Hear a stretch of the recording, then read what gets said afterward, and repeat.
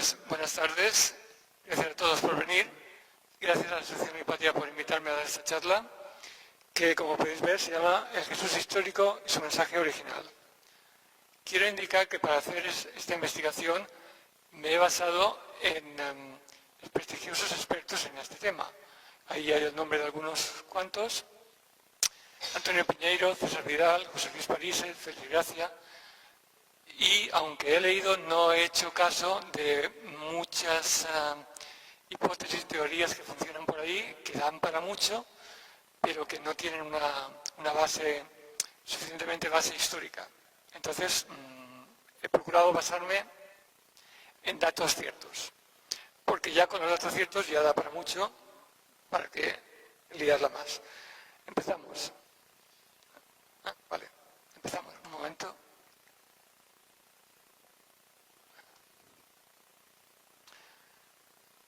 Todavía tengo muchas cosas que deciros, pero no podéis entenderlas ahora. Esto lo dijo Jesús, con lo cual se deduce que no dijo todo lo que tenía que decir. Por lo que fuera, porque no podía, no dijo todo lo que tenía que decir. Ahí surgen varias preguntas. ¿Qué se quedó por decir? ¿Cuándo lo dirá? ¿Y cómo lo dirá? Él mismo nos da pistas sobre todo esto. Porque dice, cuando venga el Espíritu Santo, Él os hablará de toda la verdad. Y también dice, más adelante, que el Espíritu Santo, como dice, corregirá al mundo de su error. Bueno, entonces, da a entender que el Espíritu Santo es el que nos tiene que continuar lo que Él dejó por decir. Pero el Espíritu Santo resulta que también explica que es una experiencia interior. Con lo cual podemos llegar a la conclusión de que lo que tiene que decir ya no se puede decir con razonamientos, sino que se tiene que sentir con el corazón. Por eso él puede llegar hasta cierto límite, nos puede llevar hasta un cierto límite. A partir de ahí ya es una experiencia interior que tenemos que sentir para comprender todo, realmente la esencia del mensaje de Jesucristo, de qué iba. Sobre esto quiero contar una anécdota de Santo Tomás de Aquino que puede un poco quizá explicar de lo que está hablando con lo que nos tiene que decir el Espíritu Santo. Santo Tomás de Aquino, que vivió en el siglo XIII, fue un gran teólogo, escribió muchas obras, y en la última obra que escribió, él tuvo una experiencia mística. Hasta tal punto tuvo una experiencia mística que dijo que todo lo que había escrito hasta ese momento le parecía paja, y que como esa experiencia no se podía explicar con palabras, dejaba de escribir. De hecho, esa obra que estaba escribiendo, la Suma Teológica, volumen 3, no se acabó, porque le cambió tanto la visión de todo y vio que no lo podía explicar con palabras.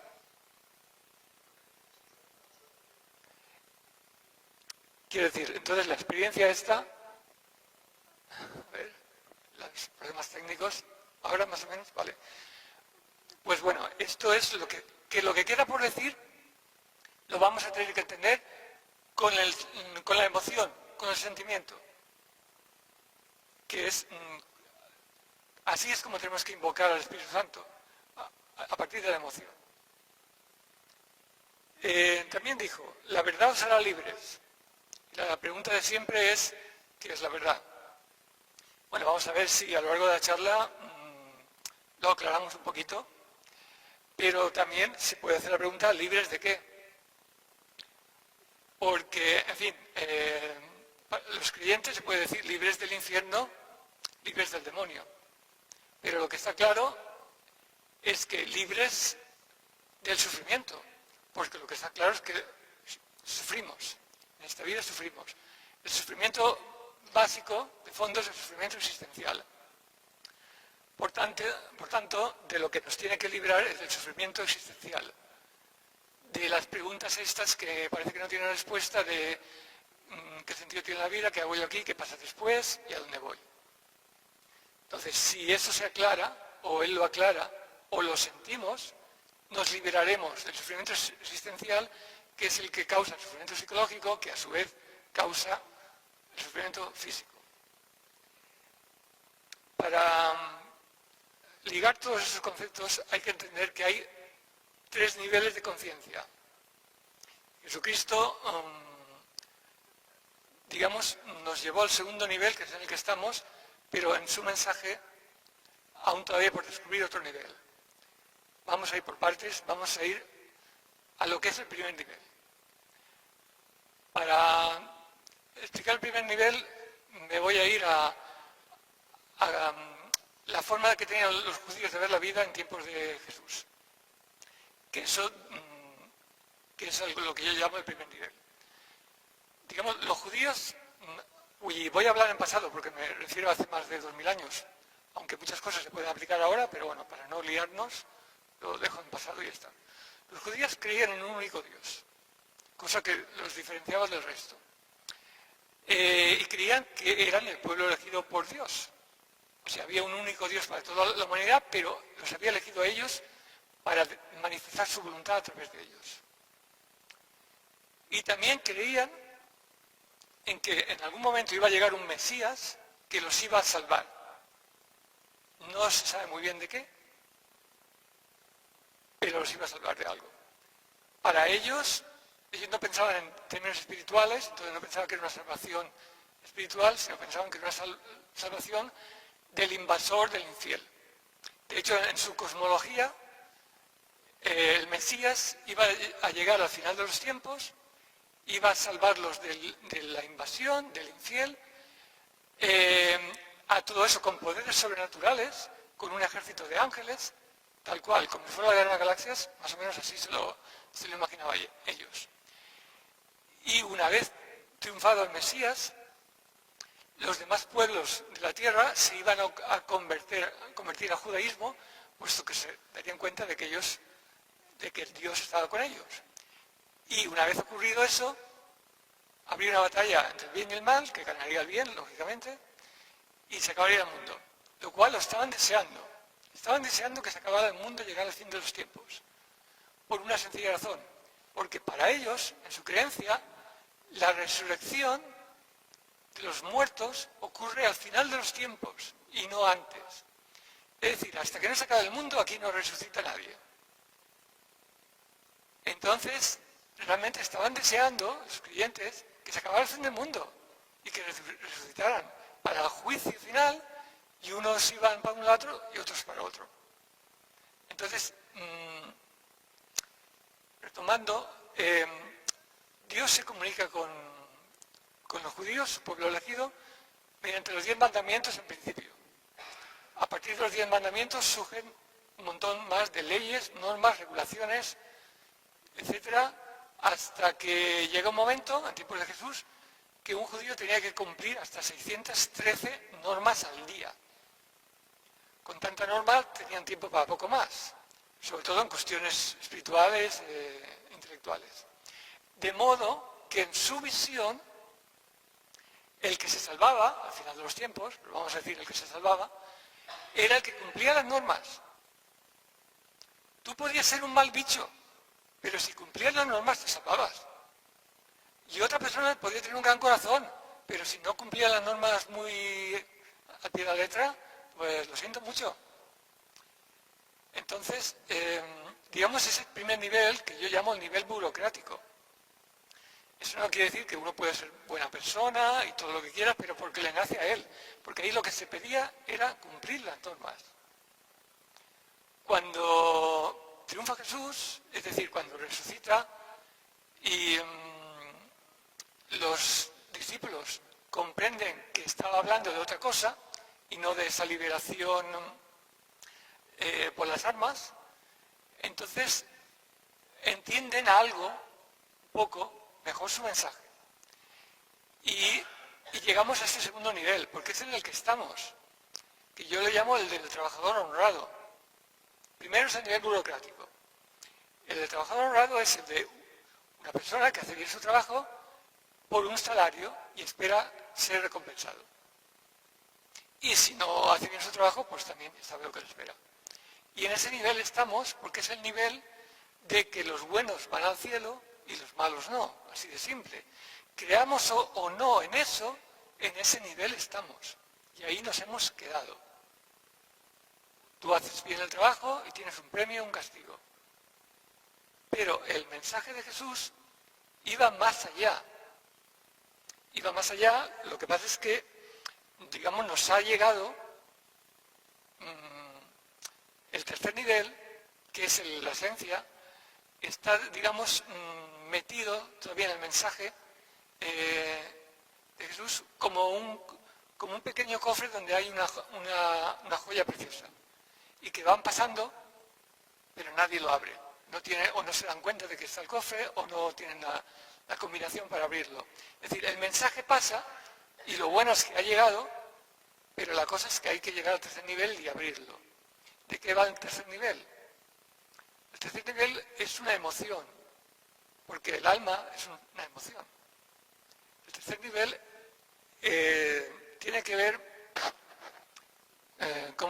podría decir, como es el sentimiento del gozo de dejarse guiar por la conciencia del amor. Es un nivel más alto de conciencia, de más sensibilidad que la puramente burocrática o la de premio y recompensa. Es vocacional. Yo lo llamo el nivel romántico, porque lo haces, o sea, estás haciendo el trabajo que es vivir, estás haciendo con vocación. Haces el bien porque te nace, no exactamente por una recompensa. Ahora ahondaremos un poco más en eso. Yo tengo una fórmula que se me ha ocurrido a mí para explicar un poco esto, que sería tu mejor versión igual a paz y realización. Entonces, es darse cuenta de que si uno quiere tener paz consigo mismo, tiene que dar la mejor versión de sí mismo. De otra forma, uno siempre nota que le falta algo, que no ha dado todo de sí. Es una sensación que es un poco difícil de definir, pero vamos a ver si lo conseguimos. Me he vuelto a equivocar. A ver. Vale. El ejemplo más claro en el mensaje de Jesús de este tercer nivel lo tenemos en la parábola del hijo pródigo. Una parábola que seguramente todo el mundo conoce, pero que no está de más repetirla para captar algunos matices que a lo mejor se nos escapan.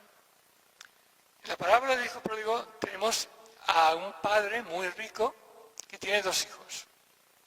Se supone que son mayores de edad y en un momento dado el hijo menor le dice al padre: dame mi parte de mi herencia, que me voy a ir a vivir la vida loca, por decirlo así.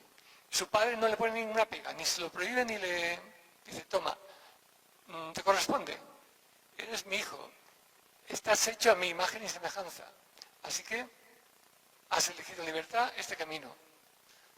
Y le da la herencia. El hijo, haciendo uso de su libertad, el caso es que la malgasta. La malgasta hasta llegar a un punto en que pasa hambre, escasez de todo tipo, y llega un momento en el que nos dice la parábola que volviendo dentro de sí mismo, es decir, se había olvidado de quién era y se acuerda de quién era, de dónde venía, quién era su padre y cómo se vivía en casa de su padre, y recuerda que hasta el último de los jornaleros vivía mucho mejor que él. Entonces se arrepiente y vuelve a pedir perdón a su padre sin saber si se lo va a perdonar o no.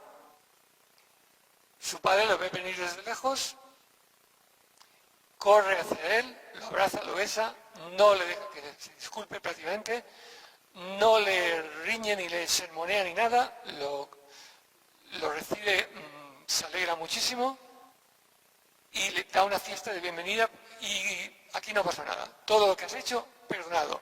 Te has dado cuenta, has vuelto a tu casa, vuelves a tener la herencia, todo otra vez. Es una herencia como que no se gasta, que no se consume, porque es amor incondicional lo que está demostrando el Padre aquí, y lo que nos está demostrando Jesús, que es lo que tenemos que dejar que florezca digamos que tenemos esa capacidad, pero tenemos que dejar que florezca, porque hay muchas capas que la tapan.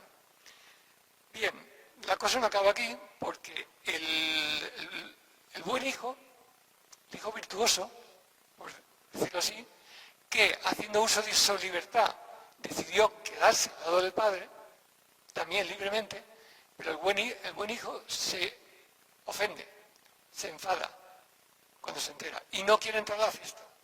Entonces ya tenemos al padre que sale, va a buscar al hijo, al buen hijo, le suplica que entre, igual como había hecho con el otro, y le dice, todo lo que tengo es tuyo. Es decir, no has perdido herencia porque venga tu otro hijo. O sea, no temas, no has perdido herencia. Y luego le explica por qué lo ha recibido también y por qué él, el hijo, no tiene que estar ofendido. Dice, es tu hermano. ¿Qué parte no entiendes? Es tu hermano. Estaba muerto y ha resucitado. Entonces resulta que el hijo virtuoso también tenía un defecto. Y es que había estado viviendo siempre al lado del padre, pero no entendía al padre. Porque si hubiera entendido de verdad al padre, no se hubiera ofendido, se hubiera alegrado también. Luego los dos tienen algo que aprender. Tanto el que es virtuoso como el otro que más o menos, el otro ya lo aprende una vez que vuelve y lo pasa muy mal. Pero al otro también le falta sensibilidad, por decirlo así. Entonces aquí en esta parábola lo que se da a entender es que tiene que brotar en nosotros ese amor del Padre, que la herencia la tenemos segura, pero tenemos que desarrollar ciertas capacidades que las tenemos. Pongo como ejemplo dos frases para que vayáis cogiendo el saborcito a lo que es el tercer nivel que yo llamo, porque está en el mensaje de Jesús, pero como que se pasa muy de largo, por encima, con tanta norma y tanta cosa, se olvida demasiado. La frase de San Francisco de Asís: Señor, haz de mí un instrumento de tu paz. Donde haya odio, ponga yo amor. Donde haya mal, ponga yo perdón. Donde haya discordia, ponga yo armonía. Lo relevante de esta frase es que esto lo dice porque se nota que le nace. Es decir, él es así, ha llegado a ese nivel de conciencia. Entonces está pidiendo, auméntame ese nivel. Pero él ha llegado ahí y va a vivir su vida conforme a esa forma de ser. Y se trata de esa forma de ser, de lo que estamos hablando, de lo que hay que descubrir. Hay que sacar esa forma de ser porque la tenemos. Otra frase.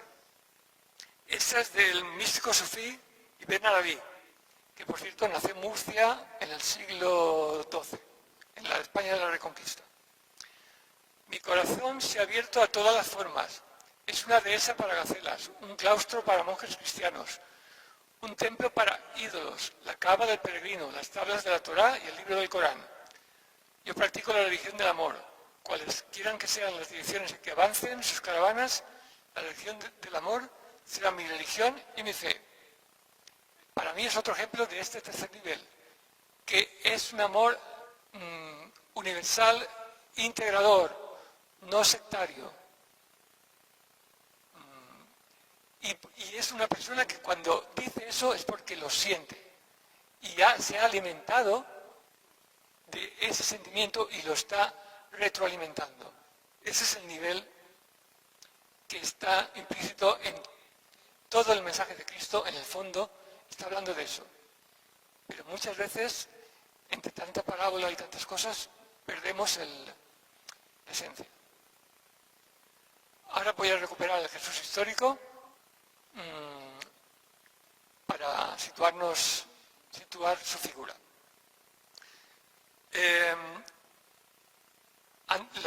Antes de que llegue el Jesús histórico, hay unas profecías sobre el Mesías.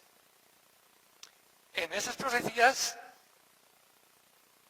y esto es así, en esas profecías no hay ninguna que diga que el Mesías es el Hijo único de Dios. Ninguna profecía. Tampoco hay ninguna profecía que diga que el Mesías iba a resucitar. Ni al tercer día, ni al primero, ni al segundo. Ninguna. Lo más parecido que encontramos es lo siguiente. He aquí mi siervo, yo lo sostendré, mi escogido, en que mi alma se complace. He puesto sobre él mi espíritu.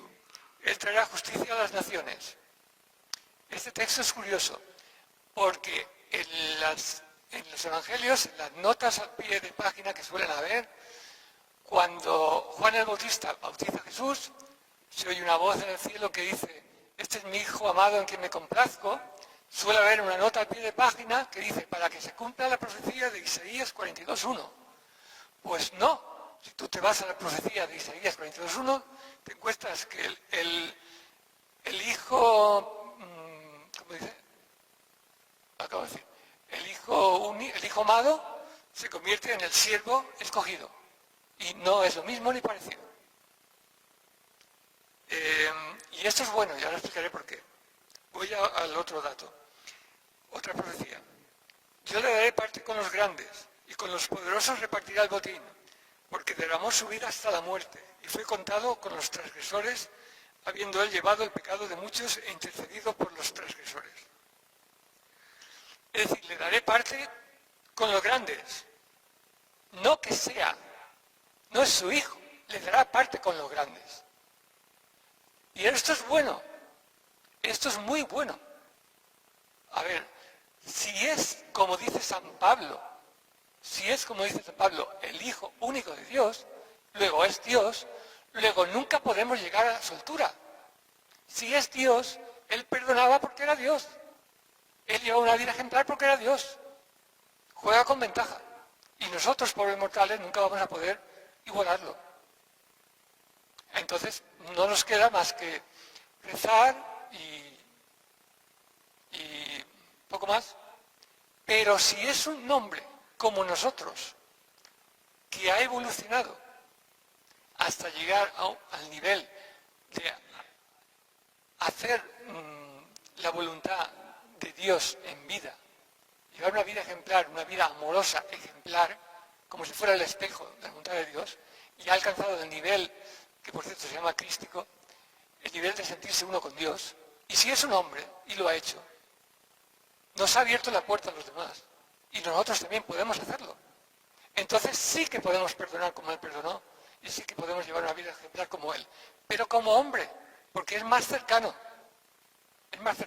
y además coincide con las Escrituras.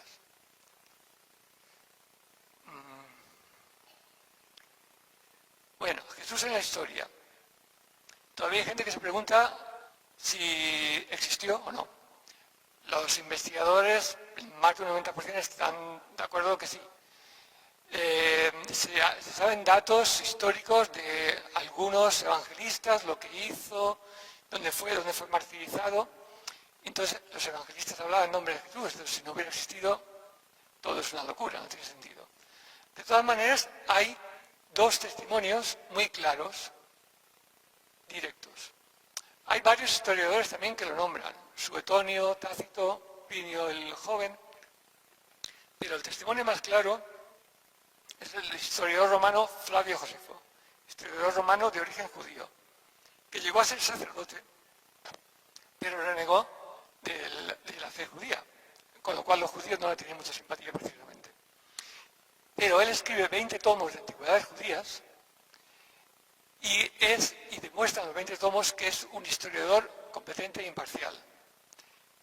Y resulta que cuando él escribe sobre Jesús, escribe un párrafo, que por cierto escribe muchísimo más sobre Juan el Bautista, pero bueno, el párrafo que escribe sobre Jesús está manipulado.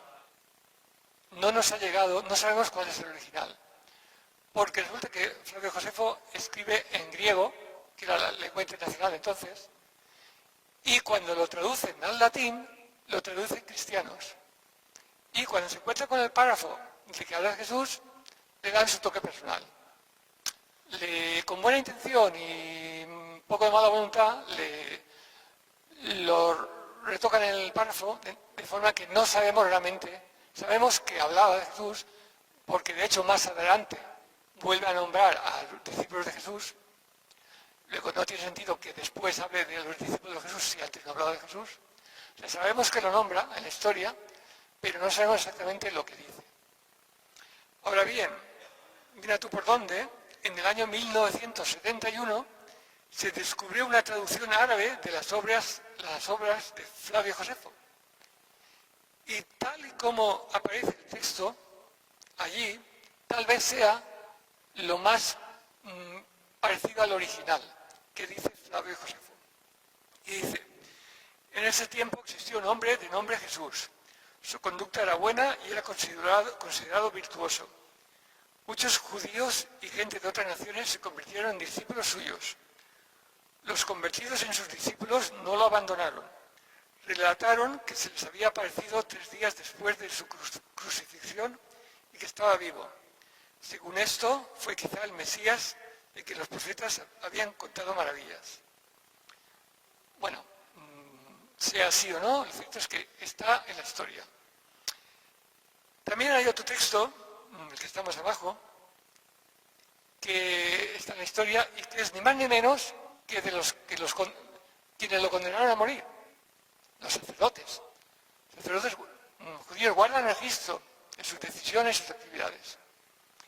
Y en un registro de estos, que se llama Talmud babilónico, el apartado Sanedrín 43, dice: en la vigilia de la fiesta de Pascua, Jesús fue colgado.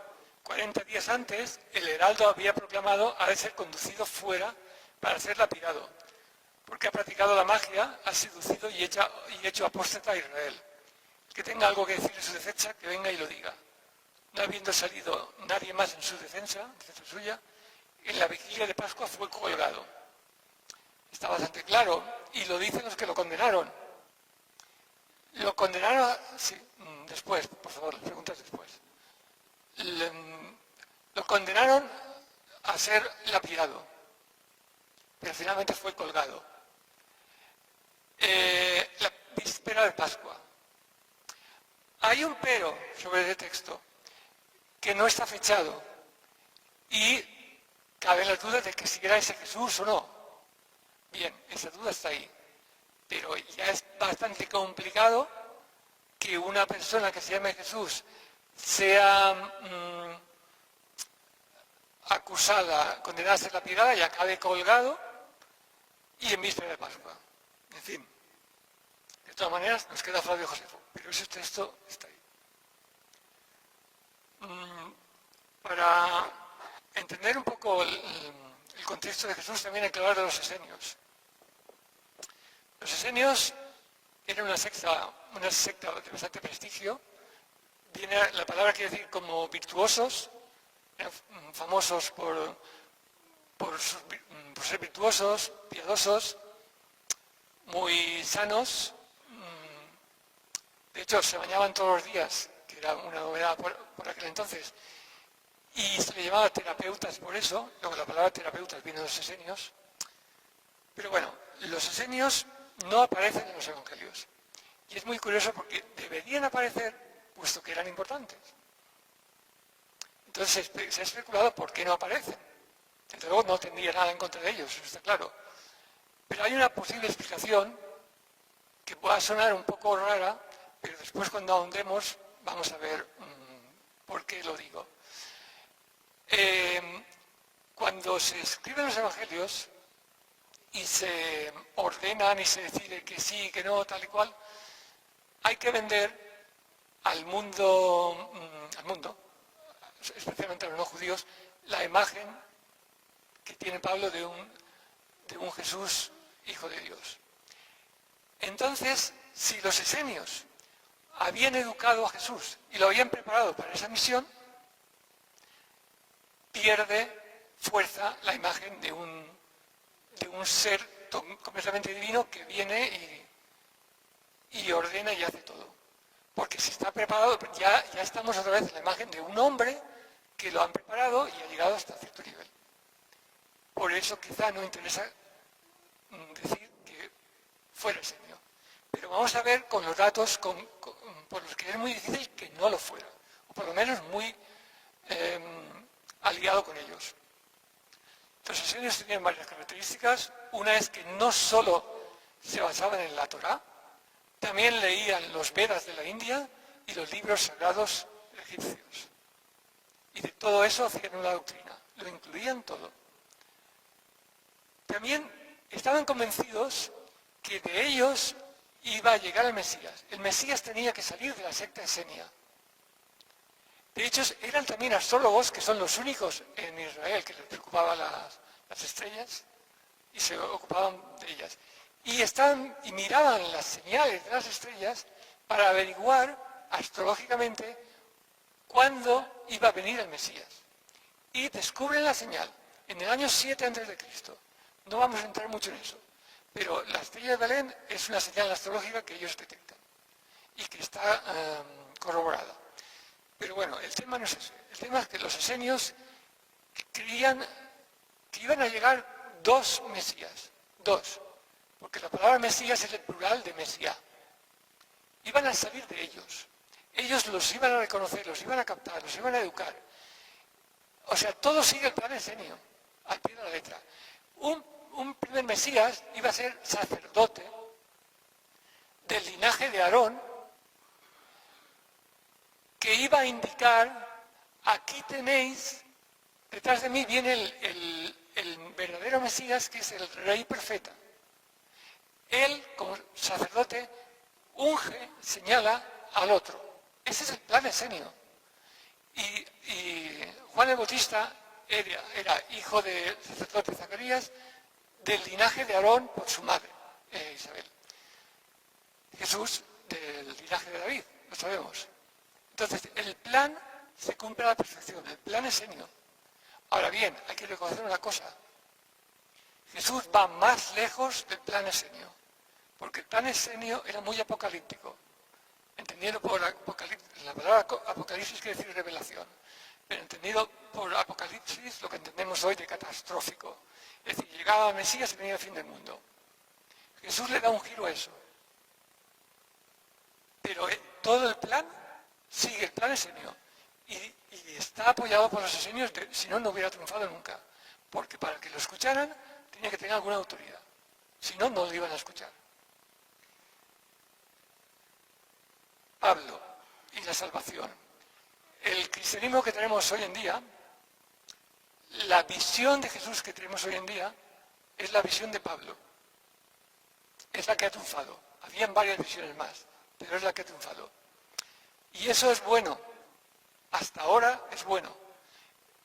Porque aunque la visión de Pablo, de Jesús, no es la visión que si analizas bien lo que dice Jesús, sin tener en cuenta lo que dice Pablo, te salen dos cosas diferentes. Si analizas solo lo que dice Jesús, la visión de Pablo no se sostiene.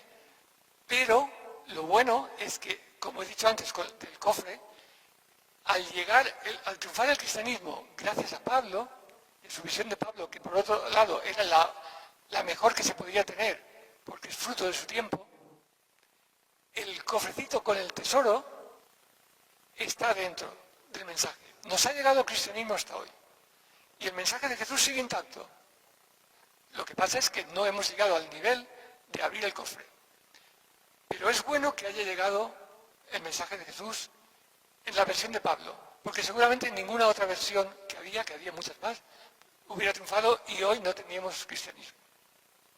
Tendríamos, vete a saber qué, pero ya te digo, no hemos llegado al fondo del mensaje original de Cristo, pero nos ha llegado a través de Pablo.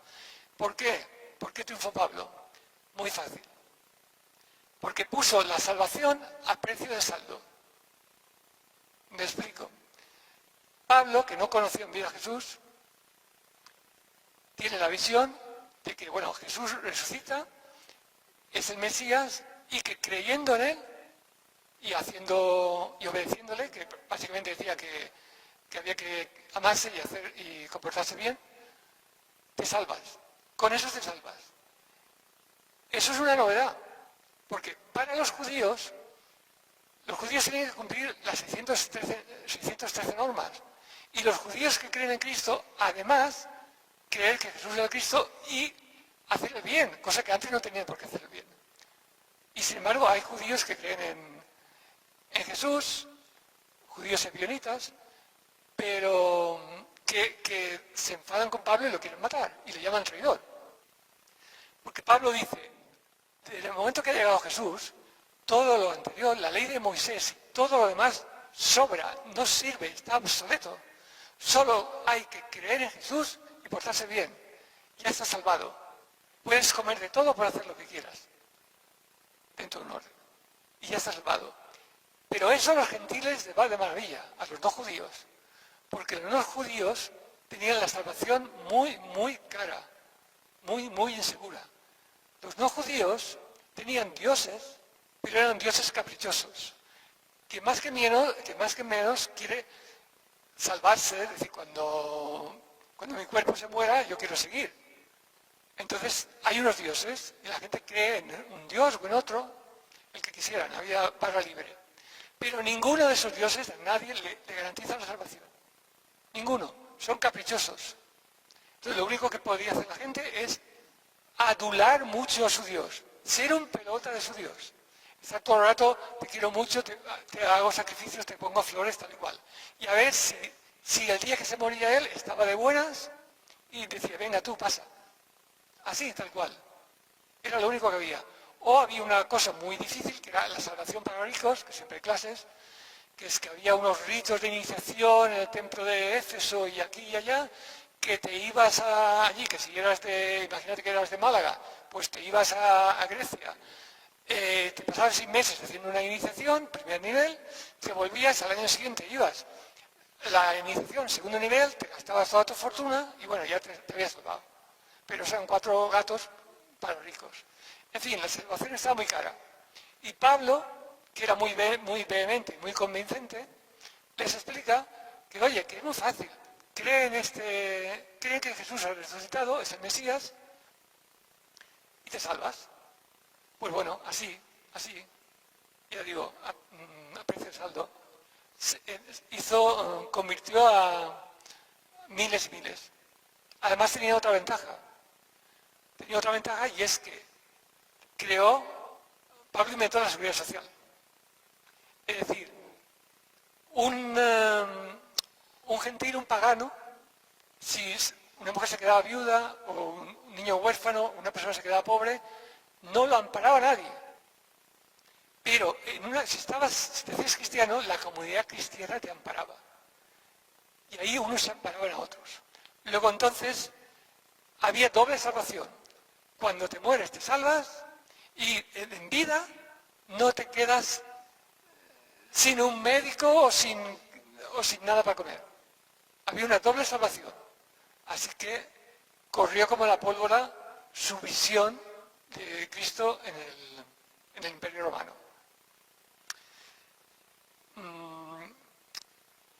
Vale.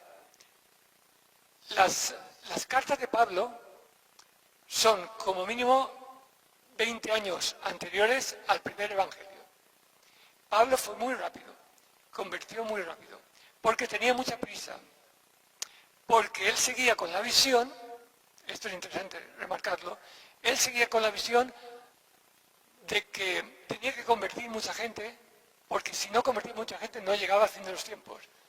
Él estaba convencido de que el fin de los tiempos estaba próximo, de que la segunda venida iba a ser inminente, él la iba a ver y con la segunda venida llegaba al final de los tiempos. Pero faltaba algo para que se produjera la segunda venida. Y es que faltaba que Dios cumpliera la promesa que le había hecho a Abraham. Dios le promete a Abraham que le hará padre de muchas naciones. Y solamente le había hecho padre de Israel. Entonces hacía falta que se convirtieran gentiles, un cierto número de gentiles, una cierta masa crítica de gentiles, para que se pudiera decir que Dios había cumplido con Abraham y por medio de Jesús había hecho a Abraham padre espiritual de otra gente, que no sean los judíos. Entonces, cuando iba a llegar el final de los tiempos, la segunda venida. Y tenía mucha prisa, por eso fue tan de aquí para allá, un trabajo infatigable, un trabajo increíble que hizo. Entonces, cuando Pablo muere en el año 67, pero ya ha creado el inicio de comunidades cristianas con su jerarquía. Y sus discípulos empiezan a organizar la propaganda. Entonces, cuando aparecen los evangelios, los discípulos hacen una selección, no censura, entre otras cosas porque no podían, pero hacen una selección de qué evangelios conviene potenciar y qué otros conviene despreciar. Y tienen mucha influencia sobre la gente. Y así se van formando, porque hay mucho que hablar de los retoques que han tenido los evangelios. Porque, vamos a ver, los evangelios, lo bueno de todo esto, que es lo esencial, es que el mensaje se ha salvado. Y al final es lo que va a contar.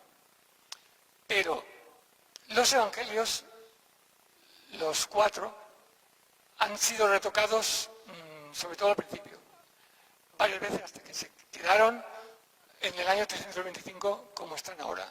Antes de quedarse como están ahora, se retocaron mucho. Alguna muestra. A ver, me explico. Aparte de que el mensaje se transmitiera, para que el cristianismo triunfara, tenía que Cristo ser más grande que los dioses que adoraban los gentiles. Entonces, tienen que hacer una propaganda y le van idealizando a Cristo, le van poniendo unas cualidades divinas que en principio no tenía por qué tener, pero lo hace con la intención de captar a los adeptos de otras religiones. Voy a poner un ejemplo, como muestra un botón, que hay muchos, pero bueno. Los magos de Oriente. Son 3, y sabéis, oro, incienso y mirra. Bien, las 3 religiones de más prestigio en tiempos de los apóstoles eran, la primera, la número 1, era la religión de Mitra, el mitraísmo. Los romanos, la mayoría eran seguidores de Mitra. Luego la egipcia también era muy importante. Y luego la religión de la India, aunque pilla muy lejos, lo cierto es que tenía prestigio y iban llegando noticias de la India. Entonces, ¿qué hacen con lo de los Reyes Magos? Que no existió, como otras muchas cosas no existieron. Pero con los Reyes Magos adoran al niño Dios recién nacido y le dan oro, incienso y mirra. Oro es el dios romano, Mitra.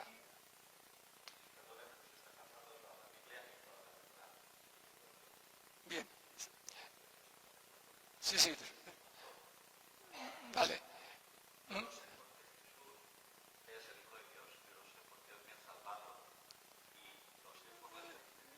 Cada cual tenemos nuestras experiencias, por favor los comentarios al final. Oro, mitra, mirra era con lo que los egipcios embalsamaban a los muertos, incienso de la India. Lo cual está indicando, aunque no sea a nivel consciente, de que los sacerdotes de Mitra, de Osiris y de Brahma van a adorar a Jesús. Bien, no quiero entrar en detalles de dónde se ha retocado, porque ya te digo, retoques hay, pero al final la esencia está. Y estando la esencia, es lo principal.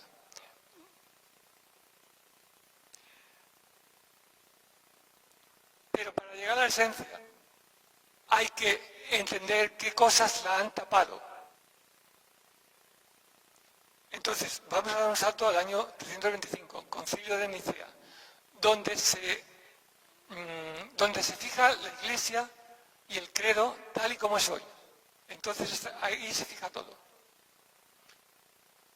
Aquí lo que pasa es que hay que conocer la figura de Constantino. El emperador Constantino le costó mucho llegar al poder porque tuvo muchos rivales y que guerrear mucho.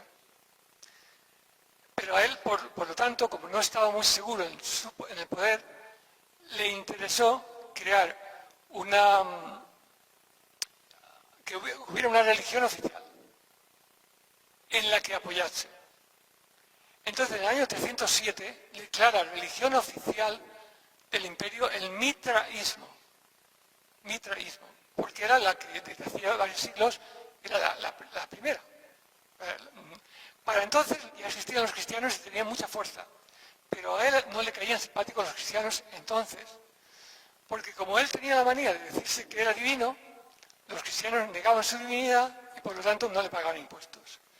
Entonces él los perseguía, seguía sin pagar impuestos, los martirizaba y cuando más martirizaba, más cristianos salían. Él, como es un hábil político, finalmente llega a un acuerdo con los representantes de los cristianos. Llega a un acuerdo en el que dice: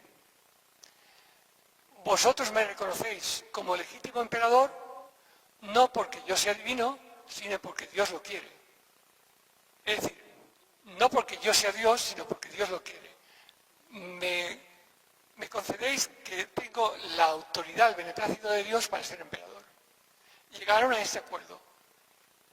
Y entonces ya le pagaron impuestos, entonces él declaró en el 313 legal el cristianismo. Pero el cristianismo fue a más y ganó el mitraísmo, por lo que hemos explicado antes.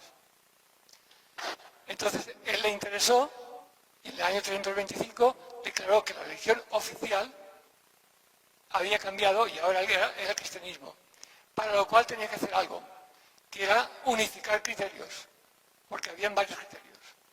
Y a él le interesaba que triunfara el criterio de Pablo. Después veremos por qué. Bueno, y eso se consigue. De ahí salen una serie de errores. Yo lo considero así, y no soy el único. Y conviene comentar. Primero sale de Jesús, Hijo único de Dios. A ver, él mismo dice cosas más grandes que yo haréis. Dice, si hacéis la voluntad de mi Padre, que es amarse de verdad, incondicionalmente, de corazón, entonces podéis hacer cosas más grandes que yo. En fin, se pone al mismo nivel. Luego lo acusan de blasfemo por haberse declarado hijo de Dios. Y él no lo niega, sino que dice, sois dioses. Está diciendo, sí, yo soy hijo de Dios. Y vosotros también, que lo dicen las Escrituras. Lo que pasa es que yo ya he abierto el cofre y vosotros ni lo habéis visto. Bien, ese concepto, yo es que para mí es más cercano si lo que es... A ver, esto es como... Imaginaos que vamos de turismo y tenemos un maravilloso guía y nos lleva a un sitio, un paisaje genial y nos dice, mirad el paisaje y pasear un rato por aquí. Y la gente nos quedamos mirando al guía y decimos, qué buen guía tenemos, y no miramos el paisaje. No, se trata de decir, vale, tenemos muy buen guía, pero vamos a ver el paisaje y disfrutar del paisaje. Es un poco... A veces nos quedamos alabando al guía, pero no miramos el paisaje. Bueno, otro concepto importante, muy mal entendido, el arrepentimiento. La palabra que está en griego es reorientación. Reorientación. Y se tradujo, San Jerónimo lo tradujo en la Vulgata, en latín, por arrepentimiento. No es exactamente lo mismo, porque reorientación, o si queréis conversión, es decir, bueno, me he equivocado, lo he hecho mal, he cometido muchos errores, lo he hecho está, ahora miro para adelante y me oriento a Dios. Eso es conversión, reorientación. Arrepentimiento tiene otro concepto escondido, y es que lleva culpabilidad. Lleva el decir, no soy digno, no soy digno, no soy digno. Entonces no dejas de mirar atrás y el arrepentimiento pide culpabilidad, la culpabilidad pide castigo. Y al final, ¿quién te salva del castigo? Los mismos que te han puesto la palabra arrepentimiento.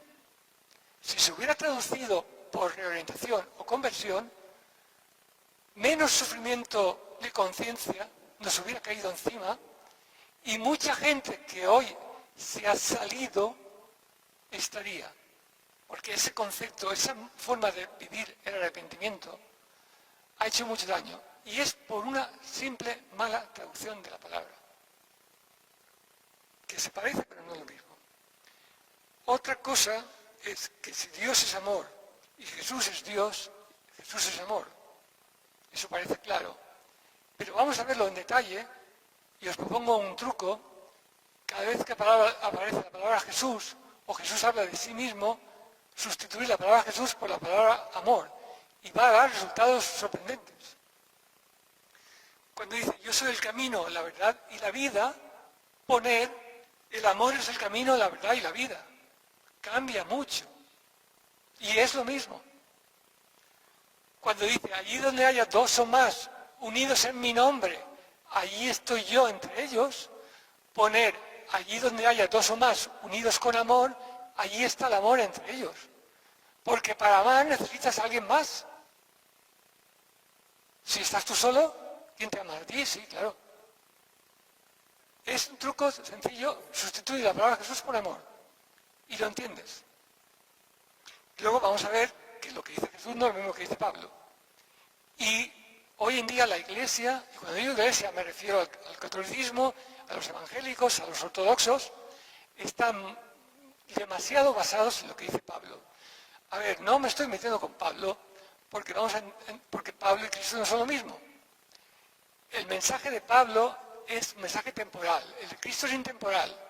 Por lo tanto, en caso de duda, el que hay que salvar es el mensaje de Jesús. Y muchas veces no dicen lo mismo. Entonces es hora de separarlos porque si no hay una incoherencia. Muchas veces hay cosas que chirrían y es porque no dicen lo mismo y hay que elegir a Jesús en lugar de Pablo cuando hay que elegir. Bien, Jesús dijo, hablo en medio de parábolas para que aunque miren no vean y aunque oigan no entiendan. Dicho de otro modo, no me toméis literalmente. No me toméis literalmente. Ir al fondo de lo que digo. Porque os tengo que hablar en parábolas porque estáis esperando un Mesías guerrero y yo no lo soy. Y me vais a tener que escuchar. Me escucháis porque creéis que soy lo que no soy. Hasta que os des cuenta que no soy lo que no soy y me matéis. Pero mientras tanto voy a crearos la expectación, soy o no soy, cuando dirá que es, y mientras tanto me escucháis. Y hablo en parábolas para que cada uno entienda lo que quiera. Y con la parábola salvaguardo el mensaje. No es el Mesías guerrero, tampoco es el Jesús, el mensaje de segundo nivel, de que yo lo hago bien y espero mi recompensa. Es decir, miremos esto. Jesús es mi Salvador. Yo amo a Jesús. Y como amo a Jesús, amo a los demás. Amo a los demás porque Jesús me dice que los ame. Si no, ¿de qué? Pues no es eso. Pues eso está claro. Pues no todo el mundo lo tiene claro. Perdona después los comentarios. Otro comentario que hace Jesús. No den lo sagrado a los perros, no sea que se vuelvan contra ustedes y los ataquen. Esto lo pongo aquí por una cosa. Jesús manda a predicar. Jesús manda a predicar, pero también dice, donde no reciban, sacudir los polvos de las sandalias. No manda a insistir, no manda a hacerte pesado, no manda a dar el coñazo, porque eso no ha traído nada bueno.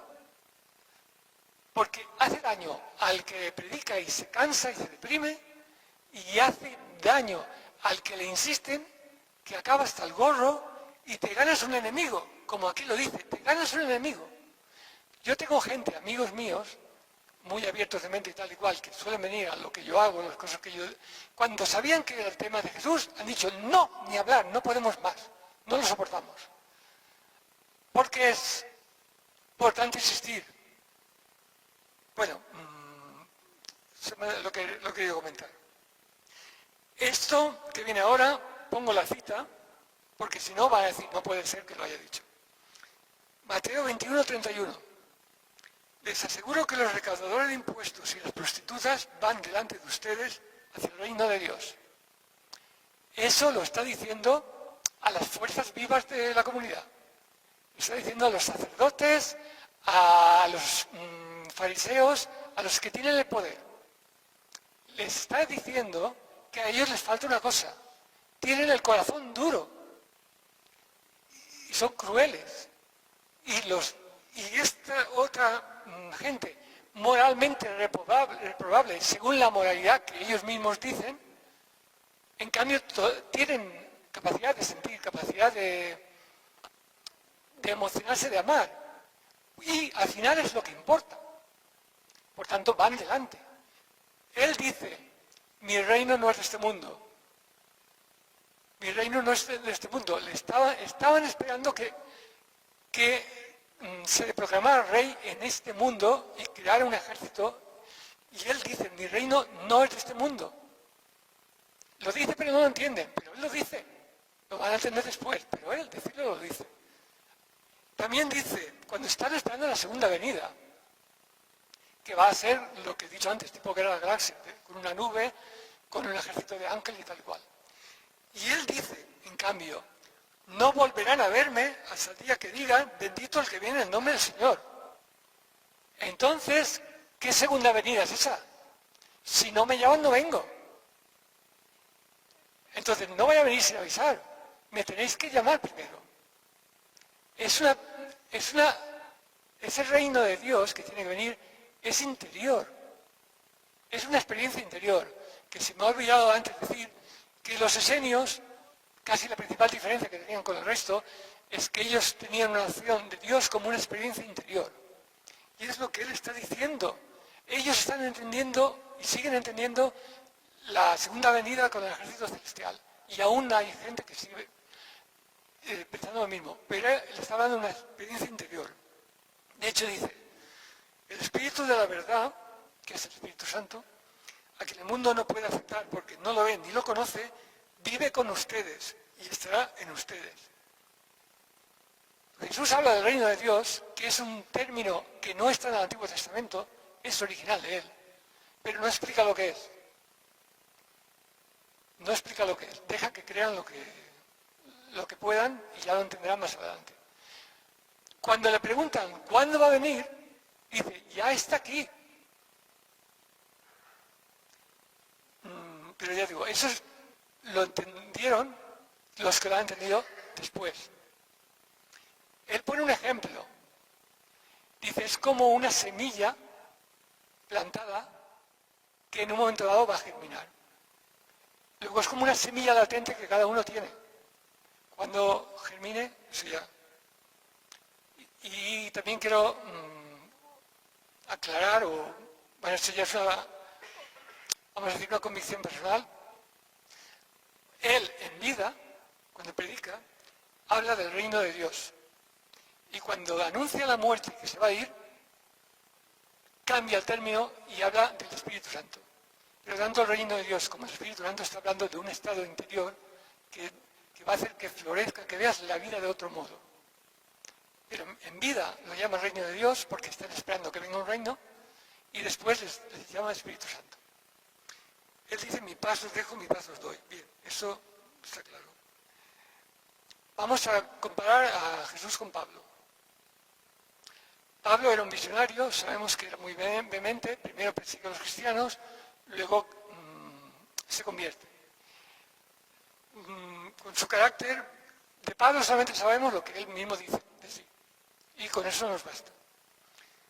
Porque él está hablando del mensaje de Jesús que él ha recibido y dice, yo no lo recibí ni aprendí de hombre alguno, sino por revelación de Jesucristo. Sin pedir consejo ni a carne ni a sangre, sin subir a Jerusalén, donde los apóstoles anteriores a mí, me fui a Arabia, de donde nuevamente volví a Damasco. Él va a la suya. Es un espíritu libre y se convence de una cosa, va a la suya. Que hizo muy bien. Después, no vamos a explicar la historia, pero bueno, él se intenta ver a los apóstoles, acaba no haciendo amigas con los apóstoles. Solamente con Pedro se lleva medio bien. Y eso que en un momento dado le eche una buena reprimenda a Pedro delante de todos. Pero bueno, bien, ahí digamos que no se llevaban bien. Pongo aquí otro texto porque indica lo que él creía y en lo que él estaba equivocado. Aquí está hablando, o sea, él creía que la segunda venida de Jesús era inminente y que él la iba a ver en vida.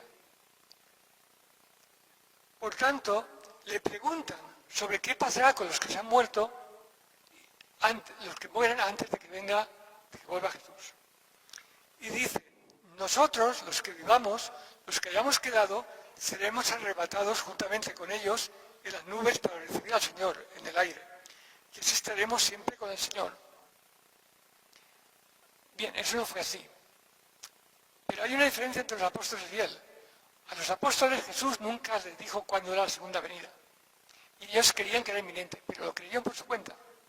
Pero Pablo dice que a él le ha dicho el Espíritu Santo eso. Luego, la equivocación de Pablo es más grave que la de los apóstoles. Los apóstoles entendieron según su interpretación. Pero Pablo afirma que a él le habla el Espíritu Santo. Y como no fue así, sus revelaciones no son fiables. Son visionarias. Dice, el hombre no es justificado por las obras de la ley, sino por la fe en Jesucristo. Y sabemos que ese era su credo. Esto le gustaba mucho a Constantino. Quien resiste a la autoridad contra el orden establecido por Dios se rebela. Eso lo firma Constantino, cualquier emperador, cualquier político, cualquier dictador del mundo. Quien resiste a la autoridad contra el orden establecido por Dios se rebela. Palabra de Pablo. También dice, todos los que estén bajo el yugo de esclavitud tengan a sus amos como dignos de toda honra, para que no sea blasfemado el nombre de Dios ni la doctrina. Es decir, está no alentando, pero está permitiendo la esclavitud. Pero corresponde a la mentalidad de la época. O sea, que si lo hubiéramos vivido nosotros entonces, nos parecería de lo más normal. Pablo era un liberal. De hecho, en su tiempo era muy liberal. Aquí hay una frase, por eso digo, pero su mensaje es temporal. No permito a la mujer enseñar ni ejercer dominio sobre el hombre sino estar en silencio. No tiene nada particular. Es como se pensaba en su tiempo. Solamente tiene en particular que Jesús tenía otro talante. Y es importante darse cuenta que el talante de Pablo no es el mismo que el de Jesús. Pero está ahí, y lo dijo, pues ya está. Pero fijaros una cosa, hay una oración judía de aquella época que dice, te doy gracias, Señor, por no haber nacido ni gentil, ni mujer, ni asno. No es ninguna broma, esa oración existía. Parece chiste, pero no lo es. Entonces, que Pablo diga eso es de lo más normal. Pero lo que no es tan normal es que se siga pensando así. Otra frase de Pablo. Ni lujuriosos, ni idólatras, ni adúlteros, ni efeminados, ni homosexuales, ni ladrones, ni avaros, ni borrachos, ni calumniadores, ni salteadores heredarán el reino de Dios. Palabra de Pablo, no de Jesús. Importante, por eso digo, cuando no coincidan, hay que elegir a Jesús, porque su mensaje es temporal, fruto de una época. Y tenemos que dar cuenta de que vamos a un cristianismo que no debe ser sectario, debe ser cristianismo de conciencia y punto, sin etiquetas. Entonces, en lo que no coincidan, hay que ver qué dice Jesús. Al final, Pablo, en su última carta, cuando él está preso en Roma, dice, ya sabes que han desertado de mi lado todos los que están en Asia. Al final, el que triunfa es Pablo. Pero en ese momento, cuando él está en Roma, los apóstoles por detrás van deshaciendo todo lo que Pablo había hecho en Asia. Y se reconvierte. Aunque finalmente triunfa Pablo. De todas maneras, han triunfado todos. Y voy a explicarme. Los apóstoles, aquí parece que Pablo haya vencido y los apóstoles no. Pero no es así, porque cada cual hizo su función. Los apóstoles se quedaron varios años en Jerusalén, hasta que les dio por salir a predicar y que le cortaba la cabeza a cada uno en un sitio. El que se fue muy rápido fue Tomás, pero dejando aparte a Tomás, los apóstoles se quedaron varios años en Jerusalén y seguramente no estarían tocándose las narices. Se supone que hay un documento fuente, el documento Q, un evangelio original en arameo, y muy posiblemente es lo que estuvieran haciendo los evangelistas. Ese evangelio original en arameo se perdió a medias, porque de ese evangelio original han salido o bebieron, copiaron el evangelio de Lucas y el de Mateo. Con lo cual, la labor que hicieron los evangelistas está en el evangelio de Lucas y el de Mateo. Y luego a eso se le da el toque de Pablo. Pero al final, entre todos, han conseguido conservar, que al final lo importante, el núcleo del mensaje está hoy.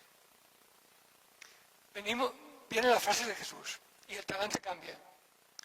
Misericordia quiero y no sacrificios. Parece muy claro. Es decir, sacrificios solamente por misericordia.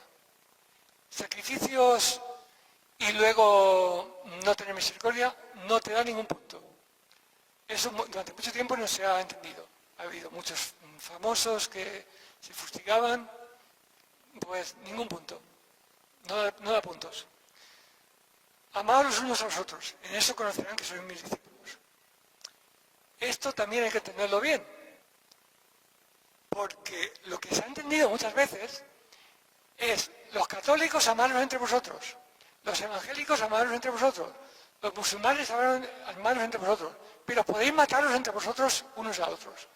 No, es así. Es amaros todos a todos. Y en eso conocerán que son mis discípulos. Es decir, aunque no seas cristiano, si tú practicas la religión del amor, como hacía Ibn Arabi, eres discípulo mío. A lo mejor no lo sabes, pero eres mi discípulo. Tú puedes haber nacido en un pueblecito de la India que nunca han oído hablar de Jesús y tienes buen corazón, eres su discípulo.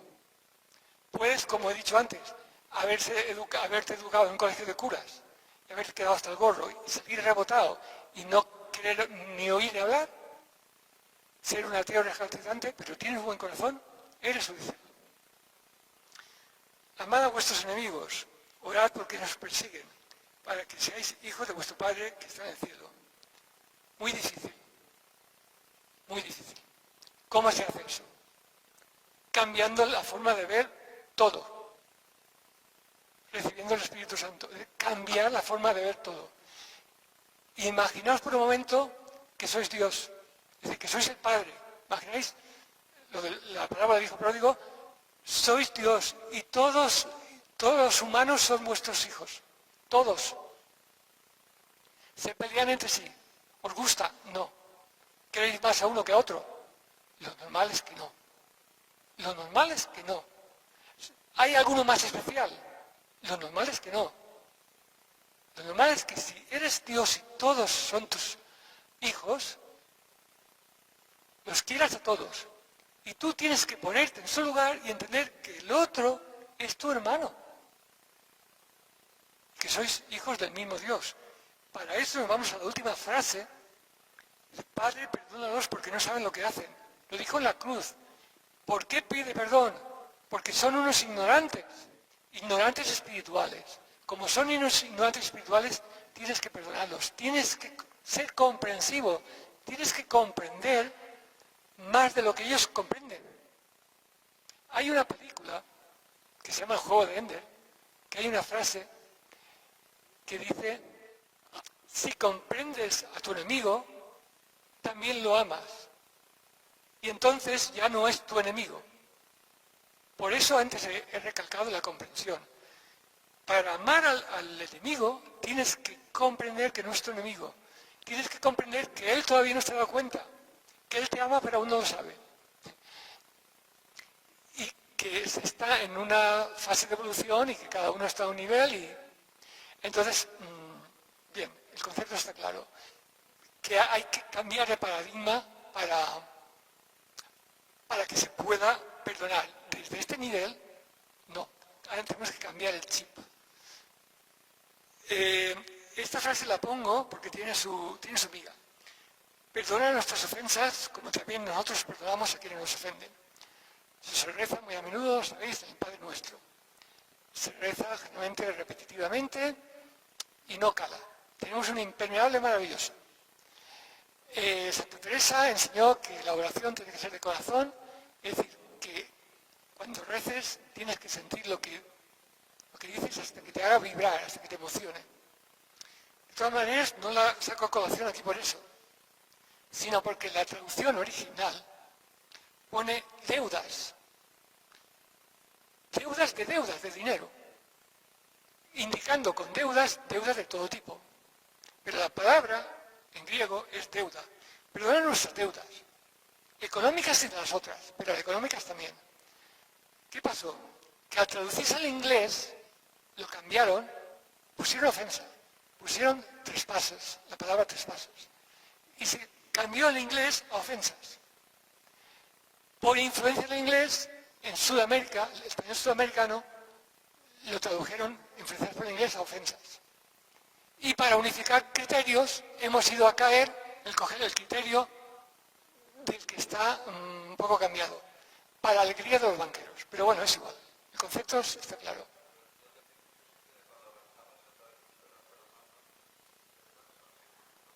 Pues ese es el original. Es solamente un detalle para decir cómo pequeñas cositas que parecen sin importancia sí que la tienen. No juzguéis a los demás si no queréis ser juzgados. Vosotros juzgáis según la carne. Yo no juzgo a nadie. La palabra juzgar hay que entender por condenar, porque opiniones tenemos todos y esto me parece mal. Se trata de juicio de condena. Entonces no condenéis si no queréis ser condenados. Acordaos de Pablo. Ni este ni el otro ni tal entrarán. No es el talante de Jesús. Vosotros juzgáis según la carne, según el ego. Yo no juzgo a nadie. Haz claro agua. Vive y deja vivir, ocúpate de lo tuyo, no saques la paja del ojo ajeno, todo esto, ¿vale? Otra cosa que también se presta confusión. A ver si estáis conmigo o no. Bueno, vamos a ver. El que no está contra nosotros está a favor de nosotros. Se presta confusión porque él también dice, el que no está conmigo está contra mí. Y luego, el que no está contra nosotros está a favor. ¿En qué quedamos? Pues vamos a aplicar el truco de cambiar, de poner la palabra amor. Como era aquello, el que no está conmigo, el que no está con el amor, está contra el amor. ¿Vale? Aquí, el que no está contra el amor, está a favor del amor. El mismo sentido. Dicen lo mismo y parecen diferentes. Eso, para aclarar algún concepto, porque se presta confusión. Dice, aquí dice una cosa y dice la otra. Si haces el cambio, dice lo mismo. Esta también es muy buena. ¿Por qué quebrantáis el mandamiento de Dios a causa de la tradición? Aquí está hablando de sensibilidad, que falta sensibilidad. ¿Cuántas veces como argumento para hacer cualquier animalada o cualquier injusticia dice, es que es la tradición, es que toda la vida ha sido así? Pues él lo dice bien claro. ¿Por qué quebrantáis la voluntad de Dios, el amor, a causa de la tradición? Primero el amor, luego si es compatible con la tradición, vale. En su mensaje, él hace mucho hincapié en una cosa que es la sensibilidad, que es lo que el tercer nivel que él nos quiere llevar, que nos demos cuenta, está, por ejemplo, cuando dijo, yo no he venido a abolir la ley, sino a darle cumplimiento. Dice, oísteis que se dijo, no matarás, pero yo digo, aquel que tenga algo contra su hermano, ya peca. Luego está subiendo el nivel de conciencia. Quiere que suba la sensibilidad de la gente. Y de eso se trata el mensaje de Jesús, de subir la sensibilidad de la gente. Para que, como he dicho al principio, para sentir el gozo de dejarse guiar por la conciencia del amor, de un amor integrador, universal e incondicional. Eso es todo lo que está tratando de hacer. Para eso hay que quitar muchas capas de prejuicios, de temores, de materialismo. Hay que quitar esas capas. Pero al final lo que está diciendo nos está guiando y él alcanza un nivel porque nos abre la puerta del entendimiento vía Espíritu Santo, o sea, vía que te lleva a un nivel de vibración en el que puedes invocar. De eso se trata todo lo que está diciendo. Y dice, no todo el que diga Señor, Señor entrará al reino de los cielos, sino que haga la voluntad de mi Padre. Pablo, si haces caso a Pablo, ahí no coinciden. Pablo no contradice eso, pero Pablo te lo pone muy fácil.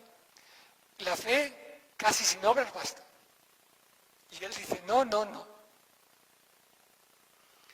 Aprended de mí que soy manso y humilde de corazón. Os he dicho estas cosas para que mi alegría esté dentro de vosotros y vuestra alegría sea completa. Se está definiendo y está diciendo qué herencia deja. Manso, humilde, la paz que hemos visto antes, paz de, como he dicho, la fórmula esa, mi mejor versión igual a paz y realización. Él nos deja su paz, su ejemplo de paz, manso, humilde y alegre. Alegre a veces se olvida. Quizá aquí no, pero hay mucha gente que vive el cristianismo con mucho dolor y mucha seriedad. Y él está diciendo que él es alegre. Y aquí quiero hacer una comparación entre dos tipos de carácter. Comparar el fuego con el agua. En español, la palabra fuego es muy curiosa porque incluye el ego. Ego. Y la palabra apego también. Entonces está diciendo, mi carácter es de agua. Con mi agua vas a apagar tu ego.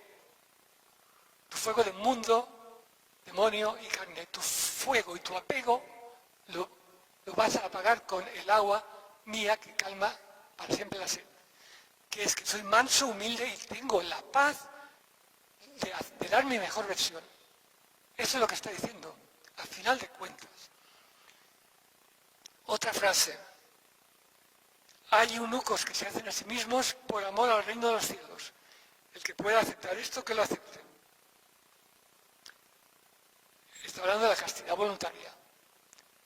Y es todo lo que dice Jesús sobre la sexualidad. Punto final. Por amor al reino de los cielos, no es ni una recomendación, es una información.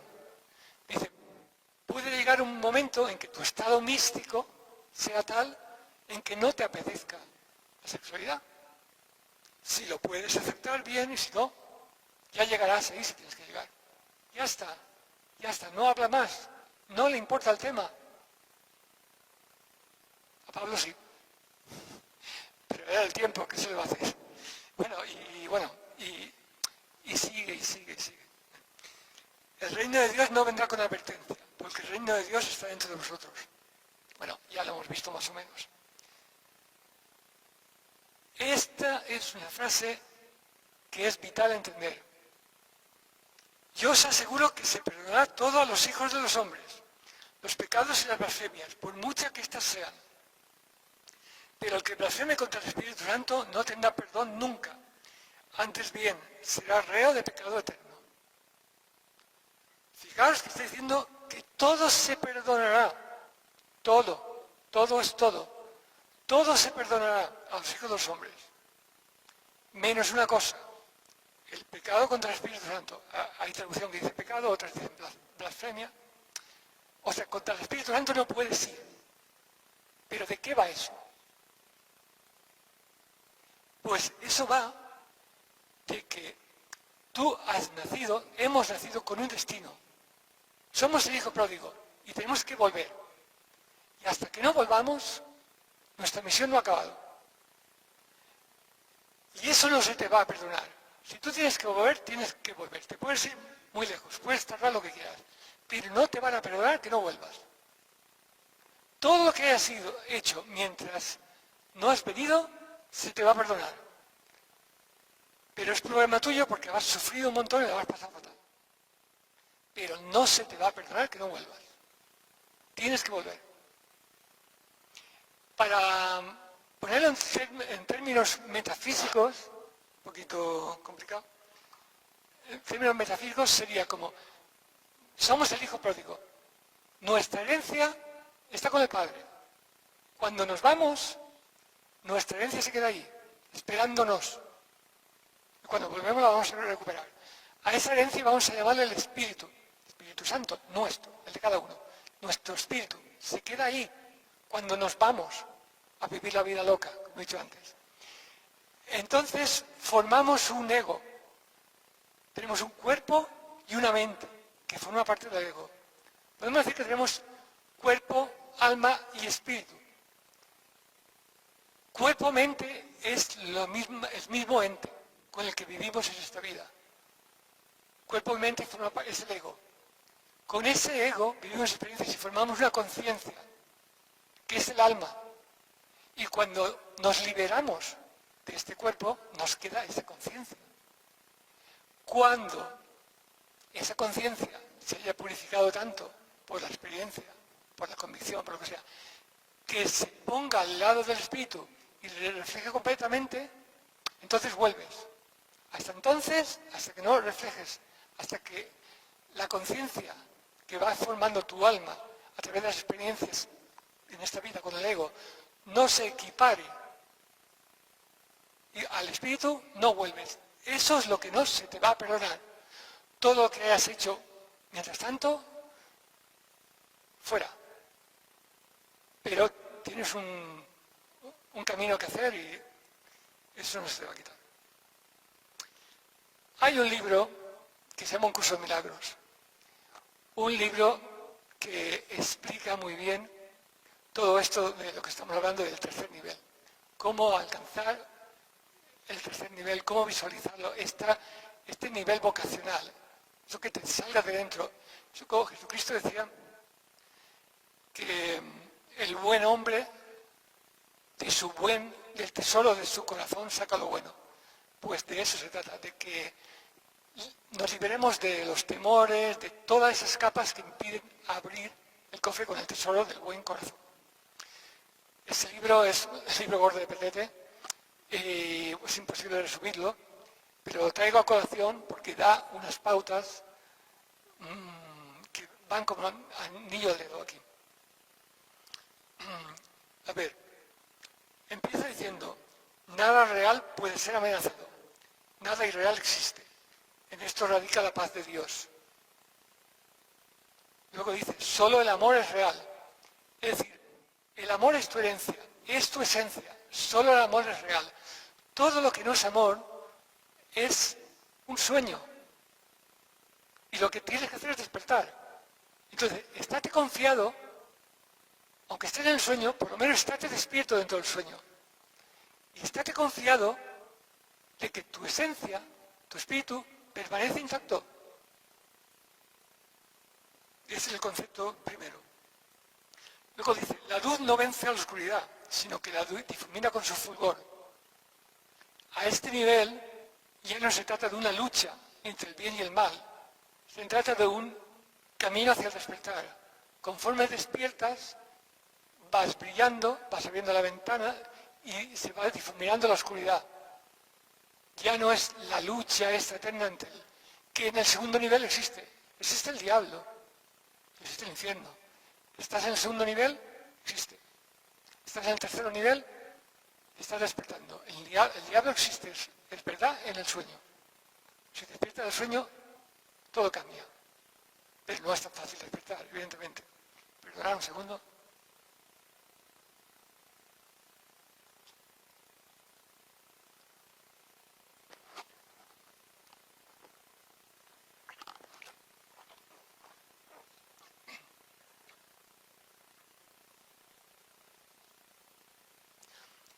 En esa línea dice, perdonar es pasar por alto. Mira entonces más allá del error, que es lo que hemos hablado antes, que aquí lo explica claramente. Que Jesucristo no podía decirlo tan claro. Tenías que escarbar mucho tienes que alcanzar un determinado nivel de conciencia, ha tenido que pasar, tenido que resucitar que nos llegara el mensaje a través de Pablo y llega el momento en que hay que abrir el cofre. Y está diciendo esto, perdonar es pasar por alto, más allá del error, lo que hemos dicho antes. Tu hermano es un ignorante espiritual, y tú también, ¿qué te crees? Pero bueno, entiéndelo. Y con el perdón te salvarás, porque si perdonas, realmente no estás perdonando. Si comprendes, no perdonas, porque comprendes. Y eso también vale para ti mismo, porque también te comprendes, también te perdonas. Porque muchas veces a que no perdonamos somos nosotros mismos. Y nos condenamos nosotros mismos. La última, genial. El juicio final es la última curación. Al final, cada cual contemplará sus propias creaciones y elegirá conservar solo lo bueno. Es decir, el juicio final es el final del juicio. Comparando con la palabra de hijo pródigo, cuando vuelve, todo lo que has hecho se olvida. Cuando vuelves en sí, cuando despiertas, ¿qué queda? Pues que has despertado, todo lo otro fuera, al infierno eterno, es decir, se borra.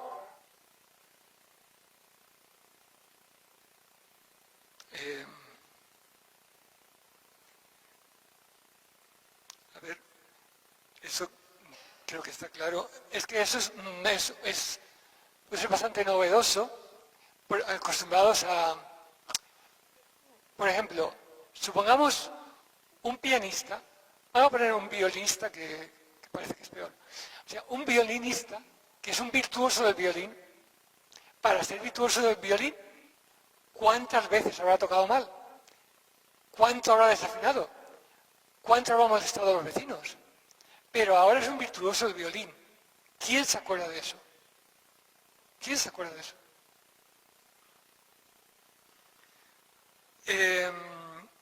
Todo esto no es nuevo. Hay gente antes, mucha gente que ha comprendido esto, tercer nivel, libre de ciertos dogmas y tal. Ahí he podido, espíritus libres que han podido ir un poco más. Algunos incluso no los mató la Inquisición. Entre ellos tenemos a Baruch Spinoza, un filósofo holandés que ya en el siglo XVII escribió una obra que se llamaba Lo que Dios hubiera dicho. Y según él, lo que Dios hubiera dicho es lo siguiente: deja ya de culparte de tu vida miserable. Yo nunca te dije que había nada mal en ti, o que eras un pecador, o que tu sexualidad fuera algo malo. Así que no me culpes a mí por todo lo que te han hecho creer. Deja ya de temerme. ¿Crees que podría yo crear un lugar para quemar a todos mis hijos que se porten mal por el resto de la eternidad? ¿Qué clase de Dios puede hacer eso? Deja de alabarme. ¿Qué clase de Dios ególatra crees que soy? Lo único que te pido es que ames y respetes a tus semejantes y no hagas lo que no quieras para ti. Yo no quiero que creas en mí, quiero que me sientas en ti. Para finalizar, San Agustín lo entendió perfectamente cuando dijo: ama y haz lo que quieras, porque todo lo que hagas lo harás con amor. En la segunda parte se queda un poco hippie. Hay que entenderlo todo, ¿eh? Porque todo lo que hagas lo harás con amor. Es clavado, eso es realmente es el mensaje de Jesús. Lees eso y dices: ya está, ya eres cristiano. Haz eso y ya está. Ya no tienes que hacer nada más, ni nada menos. En Santa Teresa no. Teresa de Calcuta decía que cada acto mío sea algo bello para Dios. Pero ella lo decía desde el corazón, porque lo hacía vocacionalmente, que es la cuestión, no por una recompensa. San Juan, en su primera carta, dice: el amor es Dios, y todo aquel que ama conoce a Dios, y el que no ama no ha conocido a Dios, porque Dios es amor. Estamos sobre lo mismo. Por lo cual, lo que estoy tratando de decir es que hay que pasar de las creencias a la comprensión, porque las creencias se pelean unas con otras. Porque el que cree algo dice qué bonito sería si todo el mundo creyera lo mismo. Pero despierta, chaval, eso no va a pasar nunca. Nunca va a pasar. Así que como todo el mundo no cree lo mismo, vas a tener que amar al prójimo aunque no crea lo mismo que tú. Porque si no, te has quedado en el segundo nivel y no lo has entendido. Te has quedado en el hijo virtuoso que está al lado del padre, pero no has entendido.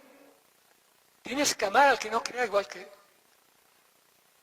Tienes que pasar de las creencias. Tienes que comprender y respetar otras creencias y hay que estar por encima de eso. Voy a poner un ejemplo de bastante actualidad. Hoy en día estamos bastante preocupados por el integrismo islámico. Nos da temor ese fanatismo. Pero si lo analizamos bien desde el amor, porque también son hermanos nuestros, podemos entender varias cosas. Primero, que las primeras víctimas del integrismo islámico son los propios musulmanes. Ellos, si queremos sentir lástima, podemos sentirla por ellos. Y los terroristas, los integristas islámicos, también son nuestros hermanos. Entonces hay que pensar, qué mal tienen que estar, qué ignorancia espiritual tan grande tienen que tener para llegar a ese nivel de crueldad y desazón.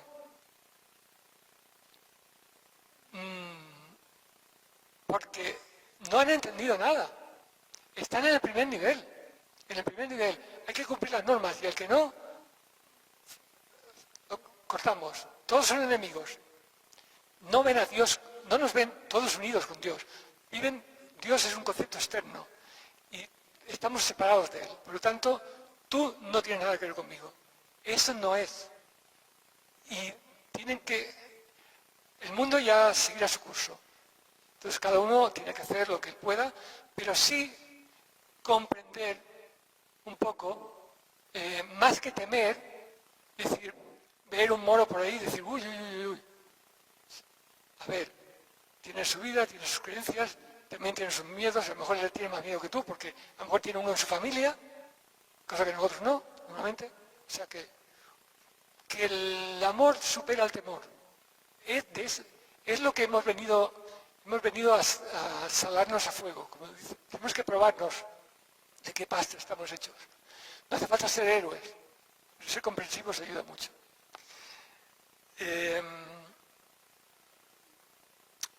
Lo que yo propongo aquí es que solamente hay un cristianismo y es el cristianismo de conciencia. Que si eres evangélico, si eres de otra religión, es de conciencia. Y hay dos tipos de cristianismo de conciencia. Cristianismo de conciencia consciente y cristianismo de conciencia inconsciente. Cristianismo de conciencia consciente es el que es cristiano y es consciente. Pero todo aquel que no sea cristiano, sea ateo o de cualquier otra religión, y se comporte conforme haga fructificar el amor dentro de él, es cristiano consciente, aunque no lo sepa, inconscientemente. Y al final acabo con esta frase de Buda. Honra tu fe y no calumnies las ajenas. Muchas gracias.